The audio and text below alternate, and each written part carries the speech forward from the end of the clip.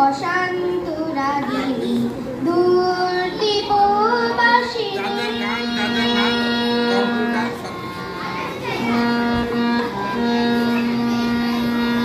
বাজাও কি বলো সুর পাহাড়ে বাসিতে মনান্ত ছেয়ে যায় বাসন্তী হাসিতে বাজাও কি বলো সুর পাহাড়ি বাঁশিতে মনান্ত ছেয়ে যায় বাসন্তী হাসিতে তব কবরে বলে নব এলাচের ফুল দোলে কুসুম বিলাসিনী দূর দীপবাসিনী